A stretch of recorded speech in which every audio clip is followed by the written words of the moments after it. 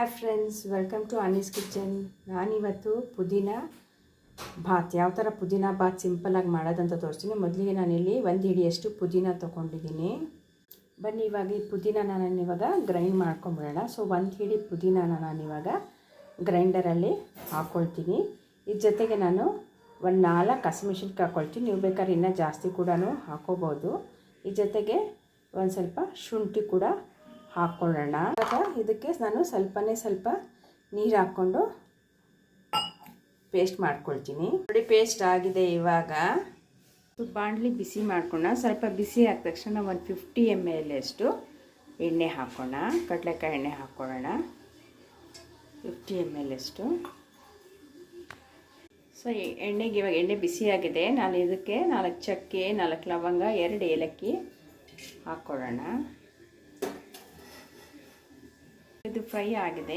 So ಇವಾಗ ನಾನು ಏನು ಮಸಾಲ ಮಾಡ್ಕೊಂಡಿದ್ದೀನಿ ಆ ಮಸಾಲ ಕೂಡ ಅದರಲ್ಲಿ ಬಗೆಸ್ಕೊಳ್ಳೋಣ. ಸ್ವಲ್ಪ ಚೆನ್ನಾಗಿ ಫ್ರೈ ಆಗಲಿ.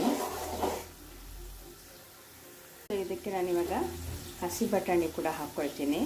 ಒಂದು 4 ಟೇಬಲ್ ಸ್ಪೂನಷ್ಟು ಹಸಿ ಬಟಾಣಿ ಹಾಕ್ಕೊಳ್ತಾ ಇದ್ದೀನಿ.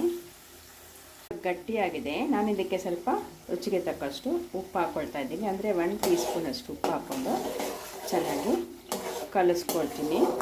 ಸೊ ಎಣ್ಣೆನೂ ಬಿಟ್ಕೊಳ್ತಾ ಇದೆ, ಗಟ್ಟಿ ಕೂಡ ಆಗಿದೆ. ಸೊ ನಾನಿವಾಗ ಗ್ಯಾಸ್ ಆಫ್ ಮಾಡಿಬಿಡ್ತೀನಿ. ನಾನು ಚಕ್ಕೆ ಲವಂಗ ಪೌಡ್ರ್ ಬಂದು 1 ಪಿಂಚಷ್ಟು ಹಾಕ್ತಾಯಿದ್ದೀನಿ. ಧನಿಯಾ ಪೌಡ್ರ್ ಕೂಡ 1 ಪಿಂಚಷ್ಟು ಹಾಕ್ತಾಯಿದ್ದೀನಿ. 1 ಚಿಟಿಕೆ ಅಂದ್ಕೊಳ್ಳಿ. ಅದಕ್ಕೆ ಸ್ವಲ್ಪ ಅರಿಶಿನ ಕೂಡ ಹಾಕ್ಕೊಳ್ಳೋಣ, ಒಂದು ಅರ್ಧ ಟೀ ಸ್ಪೂನಷ್ಟು. ಬನ್ನಿ ಚೆನ್ನಾಗಿ ಇದು ಮಿಕ್ಸ್ ಆಗಲಿ ಮಸಾಲದಲ್ಲಿ. ಈ ಥರ ತುಂಬ ಟೇಸ್ಟಿಯಾಗುತ್ತೆ, ತುಂಬ ಈಸಿ. ಮಕ್ಕಳು ಕೂಡ ಟಿಫನ್ಗೆ ಕಟ್ಬೋದು ನೀವು.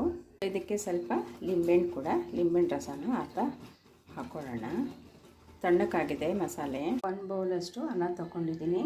ಅನ್ನನ ತಣ್ಣಗೆ ಮಾಡ್ಕೊಂಡಿದ್ದೀನಿ. ಸೊ ಬನ್ನಿ ಇದಕ್ಕೆ ನಾನಿವಾಗ ಮಸಾಲೆ ಹಾಕ್ಕೊಳ್ಳೋಣ. ಸೊ ಮಸಾಲೆ ನೋಡಿ ಎಷ್ಟು ಚೆನ್ನಾಗಿದೆ, ಎಷ್ಟು ಗ್ರೀನ್ ಆಗಿದೆ, ನ್ಯಾಚುರಲ್ ಆಗಿದೆ. ಸೊ ಇವಾಗ ನಾನಿದು ಚೆನ್ನಾಗಿ ಕಲಿಸ್ಕೊಳ್ತೀನಿ. ಇದನ್ನು ನೀವು ಕೈಯಿಂದ ಕಲಿಸಿದ್ರೇ ನಿಮಗೆ ತುಂಬ ಚೆನ್ನಾಗಿ ಬರೋದು. ತುಂಬ ಚೆನ್ನಾಗಿರುತ್ತೆ, ತುಂಬ ಟೇಸ್ಟಿಯಾಗಿರುತ್ತೆ ಕೂಡ. ಮಕ್ಕಳು ಕೂಡ ನಿಮ್ಮ ಟಿಫನ್ನಿಗೆ ಕಟ್ಬೋದು ಇದು. ಸೊ ನೋಡೋದಲ್ಲ ಎಷ್ಟು ಚೆನ್ನಾಗಿದೆ, ಎಷ್ಟು ಉದುರಾಗಿದೆ. ಈ ಥರ ಹಾಕ್ಕೊಂಡ್ರೆ ನಿಮಗೆ ತುಂಬ ಟೇಸ್ಟಿಯಾಗಿರುತ್ತೆ. ಸೊ ಇದೇ ಥರ ಪ್ರೋತ್ಸಾಹ ಮಾಡಿ. ಮತ್ತಷ್ಟು ವಿಡಿಯೋದೊಂದಿಗೆ ನಾನು ಬರ್ತೀನಿ. Thank you for watching.